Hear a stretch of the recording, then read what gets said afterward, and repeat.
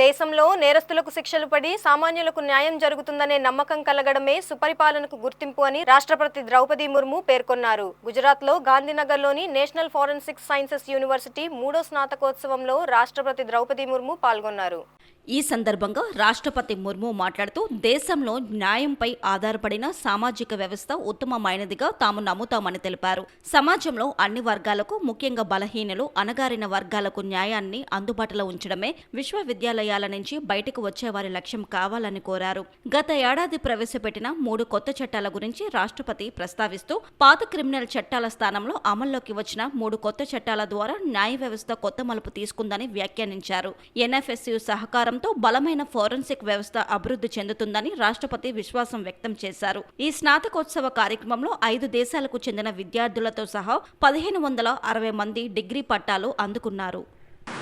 प्यारे विद्यार्थियों, आप सबने लीग से हटकर अपने जिस शिक्षण और कार्य क्षेत्र का चयन किया है, इस क्षेत्र का महत्व निरंतर बढ़ रहा है.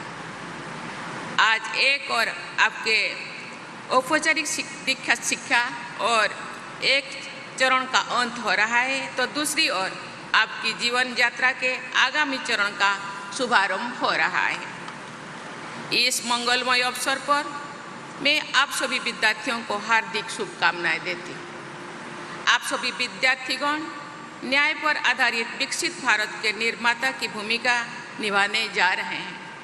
आप सब विश्व स्तर पर सुशासन के क्षेत्र में अपनी पहचान बनाने की क्षमता रखते हैं. देवियों और स्वजनों, ये विश्वविद्यालय दुनिया में अपने तरह का एकमात्र उच्च शिक्षण संस्थान है. देश के सभी हिस्सों से विद्यार्थियों यहाँ शिक्षा प्राप्त कर रहे हैं. मुझे बताया गया है कि 15 देशों के लगभग 70 विदेशी विद्यार्थियों ने आज उपाधियाँ प्राप्त कर रही है. अपराध पर नियंत्रण पाना, अपराधियों में पकड़े जाना और दंडित होने का भय होना तथा नागरिकों में न्याय मिलने का विश्वास होना सुशासन की पहचान है. इस विश्वविद्यालय को और यहाँ के विद्यार्थियों को देश के सुशासन में निरंतर महत्वपूर्ण योगदान देना है. हमारे देश में न्याय पर आधारित समाज व्यवस्था को सबसे अच्छा माना गया है. विरासत और विकास के संगम के द्वारा हम एक ऐसे विकसित भारत को निर्माण कर रहे हैं जो न्याय पर आधारित रहेगा. पिछले कुछ वर्षों में गृह मंत्रालय ने फॉरेंसिक साइंसेस की भूमिका को मजबूत बनाने तथा इस क्षेत्र में सुविधाओं और क्षमता में विकास से जुड़ी अनेक प्रभावी कदम उठाए हैं. शिक्षा मंत्रालय ने भी फॉरेंसिक साइंसेस के लिए उच्च शिक्षा के क्षेत्र में समुचित योगदान दिया है. आपका विश्वविद्यालय इस प्रगति का प्रभावशाली उदाहरण है. मैं इस प्रयासों से जुड़े गृह मंत्रालय, शिक्षा मंत्रालय तथा इस विश्वविद्यालय के लोगों को बहुत बहुत साधुवाद देती हूँ.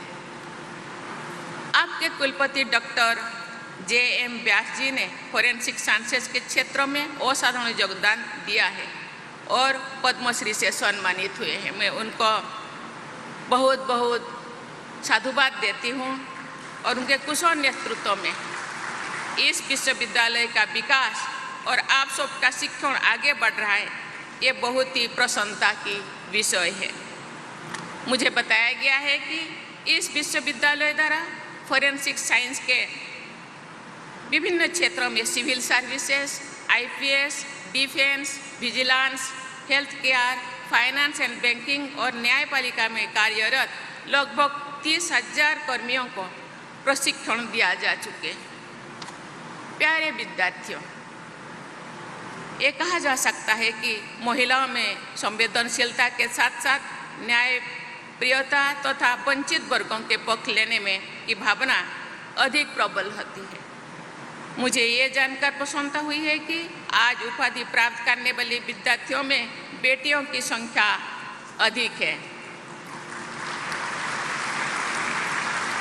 ये देखकर मुझे विशेष प्रसन्नता हुई है कि स्वर्ण पदक प्राप्त करने वाले विद्यार्थियों में बेटियों की संख्या 85% या 85% से अधिक है।